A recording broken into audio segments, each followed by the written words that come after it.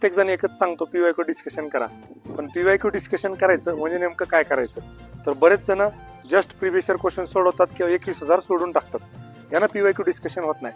PYQ discussion करत असताना पहिले आपण टॉपिक वाईज अनालिसिस करणं गरजेचं असतं की एखाद्या टॉपिकवर आतापर्यंत किती प्रश्न आलेत, त्या प्रश्नाचं महत्त्व किती आहे. दुसरी गोष्ट असते त्या टॉपिकवर आलेला प्रश्न कन्सेप्च्युअल आहे, अप्लिकेशन बेस्ड आहे, डायनामिक आहे, करंट बेस्ड आहे. हा झाला एक भाग. दुसरा भाग त्या प्रश्नाचे आतापर्यंत किती ऍस्पेक्ट्स त्यांनी कव्हर केलेत, किती खोलात जाऊन प्रश्न त्यांनी विचारलेत. दुसरा एक ऍस्पेक्ट निघतो की कोर मधला प्रश्न आहे का पेरिफेरीचा आहे. काही काही टॉपिक असे आहेत ज्याला धरून डायरेक्टली प्रश्न असतो, बरेचसे टॉपिक असतात त्याच्या अवतीभोवती प्रश्न विचारले जातात. या अनुषंगानं सगळं आपण त्या ठिकाणी विचार करणं गरजेचं असतं. बऱ्याच वेळेला काही काही टॉपिक्सवर आपल्याला फक्त कन्सेप्च्युअल प्रश्न बघायला मिळतात, काही काही बाबतीमध्ये फक्त फॅक्च्युअल प्रश्न आपल्याला बघायला मिळतात. मग अशा परिस्थितीमध्ये त्या टॉपिकला आपण पाठांतरानं किंवा त्या फॅक्ट लक्षात ठेवून केलं पाहिजे का कन्सेप्च्युअल अंडरस्टँडिंगने केलं पाहिजे.